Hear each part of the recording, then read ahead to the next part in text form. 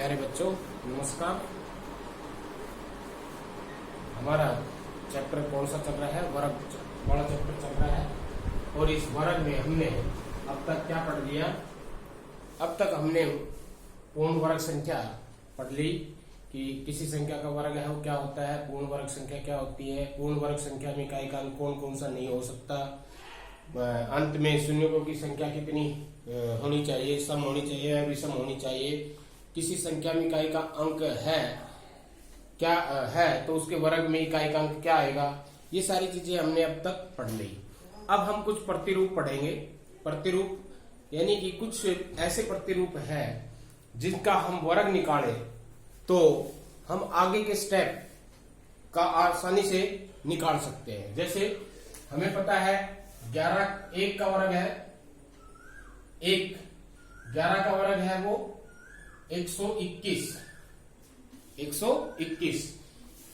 111 का वर्ग 1 2 3 2 1 यानी कि 12,321। अब हम इस प्रतिरूप को ध्यान से देखें कि अगर 1 है तो उसका वर्ग 1 1 आया, 2 1 है तो संख्या हमारी 1 2 और फिर घटनी शुरू होगी, फिर 1 आ गई तो उससे पहले वाली संख्या। जब 3 1 है 1 1 1 3 1 है तो हमारी संख्या 3 तक गई, 1 2 3 और फिर घटनी शुरू होगी 2 1 2 1। इस तरह से 1 से शुरू होगी, लास्ट में 1 पे ही खत्म होगी, पहले बढ़ेगी और फिर घटेगी। इसी प्रकार से अगर 4 1 है इसका वर्ग हम निकाले तो क्या होगा 1 2 3 4 3 2 1। तो हमें ये प्रतिरूप है। इस प्रकार से हम ये देखते हैं कि ये इस प्रकार से एक प्रतिरूप बन गया। और इस प्रकार से हम अगर आगे के वर्ग निकाले तो हम बगैर गुणा किए इनके वर्ग, ऐसी संख्याओं के हम वर्ग ज्ञात कर सकते हैं। अगर हमने अब मान लो 1 2 3 4 5 6 7 1 है यानी कि इकाई 2.5 सैकड़ा 1000 10,000 लाख 10 लाख 11,11,11,111। इसका अगर हमने वर्ग निकालना है तो कितने 1 है 1 2 3 4 5 6 7। तो हम 7 तक जाएंगे, 1 2 3 4 5 6 7। पहले 1 से शुरू करके हम जितने 1 है उतने तक हम जाएंगे बढ़ते हुए, और फिर हम घटाना शुरू कर देंगे। फिर 6 5 4 3 2 1। तो इस प्रकार की संख्या हमने यहां से ये क्या देखा कि इस प्रकार की अगर संख्या है तो उसका हम वर्ग, ये प्रतिरूप हो गया, उसका वर्ग हम बगैर गुणा किए या बगैर किसी फार्मूले के हम आसानी से ज्ञात कर सकते हैं। अब एक इसी प्रकार का एक प्रतिरूप और है, वो है 1 का वर्ग। हमने अभी देखा 1 हो गया। 11 का वर्ग हमने देखा 121 होगा। अगर इनके बीच में 1 0 आ जाए, इनके बीच में कितना आ जाए 1 0 आ जाए तो क्या होगा 101। तो 101 का वर्ग क्या होगा? अब इनके बीच में 1 0 आ जाएगी यानी कि 1 0 2 0 1। यही है इनके बीच में, इसके 11 है।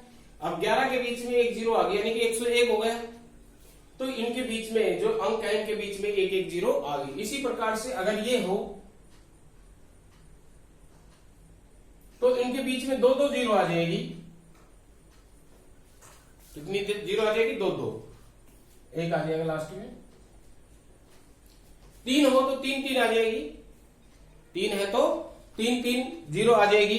तो इस प्रकार से हम ये एक प्रतिरूप होगा। इसी का एक प्रतिरूप और है कि 1 का वर्ग 1 11 का वर्ग 121 101 का वर्ग 1 0 2 0 1 और 1 0 1 0 1 का वर्ग। अब ये वाला है, इसमें बीच में 1 1 0 आ गई। बीच में कितनी 1 1 0 आ गई। तो यहां भी हम बीच में 1 1 0 लगा देंगे यानी कि 1 0 2 0 3 0 2 0 1 0 1। इसी प्रकार से अगर हम 1 0 1 0 1 0 1 0 1 का वर्ग हम निकाले, इसी प्रतिरूप को हम ध्यान में रख के अगर हम वर्ग निकाले तो इसमें कितने एक है 5, तो 5 तक जाएंगे और बीच में 1 1 0 लगाते चले जाएंगे। 3 0 4 0 5 0 4 0 3 0 2 0 1 और इसका वर्ग ये हो गया। तो यहां हमने इन प्रतिरूपों से ये देखा कि एक नियम सा है ये, इनको अगर हम एक बार ध्यान दें तो ऐसी बड़ी संख्या, इस तरह की संख्या हो तो हमें उनका वर्ग है ना तो सूत्र से ज्ञात करने की जरूरत है और ना गुणा करके देखने की जरूरत है। हम इस प्रतिरूप को ध्यान में रख ले तो हम उनका वर्ग आसानी से ज्ञात कर सकते हैं। तो ये थे 3 प्रतिरूप एक वाले। अब और एक प्रतिरूप है, एक प्रतिरूप और है कि अगर इस तरह का है कि 1 का वर्ग प्लस इससे अगली संख्या 2 का वर्ग प्लस इन दोनों का गुणनफल, प्लस में इन दोनों का गुणनफल, तो इन दोनों का गुणनफल कितना होगा 2, उसका वर्ग ये बराबर होगा इससे अगली संख्या क्या होगी 3, तो 3 का वर्ग। ध्यान से देखो, ये एक प्रतिरूप है कि एक उससे अगली संख्या का वर्ग, जो संख्या ले रखी है उससे अगली संख्या का वर्ग, उन दोनों का योग प्लस में जो इन दोनों का गुणनफल आएगा उसका वर्ग, तो इन तीनों का जो जोड़ आएगा वर्गों का योग, वो ये लास्ट में जो गुणनफल आया है उससे अगली संख्या होगी। जैसे कि अगर आगे देखिए इस प्रतिरूप में 2 का वर्ग प्लस 3 का वर्ग प्लस में इन दोनों का गुणनफल कितना है 6 का वर्ग और ये बराबर होगा इससे अगली संख्या 7 के वर्ग के बराबर होगा, 7 के वर्ग के बराबर होगा। तो इस तरह से अगर इस प्रतिरूप की बात करें और हमें ये निकालना है 7 का वर्ग प्लस इससे अगली संख्या कौन सी होगा 8 का वर्ग प्लस इन दोनों का गुणनफल कितना होगा 56, 8 7 56 का वर्ग और ये बराबर होगा 56 से अगली संख्या क्या होगी 57 के वर्ग के बराबर होगा, 57 के वर्ग के बराबर होगा। तो ये प्रतिरूप बन रहे हैं जिसमें हम उनका वर्ग आसानी से ज्ञात कर सकते हैं, आसानी से ज्ञात कर सकते हैं बगैर सूत्र के, बगैर गुणा किए। तो इस प्रकार से अगर हमने इस और निकालना है जैसे 10 का वर्ग, 10 से अगली संख्या क्या होगी 11, तो 11 का वर्ग प्लस में 10 और 11 का वर्ग जोड़ गुणनफल कितना होगा 110, 110 का वर्ग बराबर होगा इससे अगली संख्या 111 का वर्ग, बराबर होगा 111 का वर्ग। तो इस तरह से ये एक प्रतिरूप बन गया। और इस तरह से अगर प्रतिरूप ये दे रखा है, इस तरह का प्रतिरूप दे रखा है तो हम बराबर कितना होगा ये आसानी से ज्ञात कर सकते हैं, आसानी से ज्ञात कर सकते हैं। इसमें फिलिंग द ब्लैंक्स भी आ सकते हैं, जैसे कि ये दे दिया 8 का वर्ग प्लस फिलिंग द ब्लैंक्स, तो हम आसानी से इससे अगली संख्या क्या होगी 9 का वर्ग, इन दोनों का गुणनफल कितना हो गया 8 9 72, तो यहाँ 72 का वर्ग आएगा और इससे अगली संख्या क्या है 73, तो यहाँ 73 का वर्ग आएगा। तो इस प्रकार से ये प्रतिरूप है वर्ग के कुछ और है। इससे आगे चलते हैं, आशा है ये समझ में आ गया होगा। आगे चलते हैं, अब हम विषम संख्याओं के योग, विषम संख्याओं के योग को वर्ग के रूप में लिखेंगे। जैसे कि मान लो एक विषम संख्या 1 है तो ये 1 के वर्ग के बराबर है। विषम संख्या 1 का वर्ग प्लस में इससे अगली विषम संख्या क्या ना 1, इससे अगली विषम संख्या क्या है 3, तो इन दोनों का योग है किसके बराबर होगा 2 विषम संख्या का जोड़ है तो ये 2 के वर्ग के बराबर होगा। इसी तरह 1 प्लस में 3 प्लस में इससे अगली विषम संख्या क्या है 5, तो कितनी विषम संख्या जुड़ रही है 3, तो ये 3 के वर्ग के बराबर होगा, 3 के वर्ग के बराबर होगा। यानी कि 1 से शुरू करके हम लगातार जितनी विषम संख्या होगी उनका योग जितनी संख्या है उसके वर्ग के बराबर आएगा। तो ऐसे में अगर ये है 1 + 3 + 5, इससे अगली 7 + 9 + 11 + 13 + 15 + 17 + 19 प्लस में 21, और इस तरह से हम करते चले जाएं, तो अब हमने इन सभी का योग ज्ञात करने की जरूरत नहीं है, आवश्यकता नहीं है। हम ये गिनेंगे कितनी विषम संख्या लगातार है, 1 3 5 7 9 11 लगातार है ना। तो 1 2 3 4 5 6 7 8 9 10 11 विषम संख्या है। तो 11 का वर्ग इनका योग है 11 के वर्ग के बराबर होगा, यानी कि 11 का वर्ग कितना होगा 121। तो इनका योग है निश्चित रूप से 121 के बराबर होगा, निश्चित रूप से 121 के बराबर होगा। तो इस तरह से हम लिखते हैं किसी भी संख्या के वर्ग को विषम संख्याओं के योग के रूप में। जितनी विषम, 1 से शुरू करके, हमने 1 से शुरू करनी है, 1 से शुरू करके जितनी भी विषम संख्या है, लगातार विषम संख्या है, उनका योग है उसके जितनी संख्या है उसके वर्ग के बराबर होगा। जैसे यहाँ 11 है, 11 विषम संख्या है, तो इन सभी का योग है वो 11 के वर्ग के बराबर है। इसी तरह से और हो, ज्यादा हो,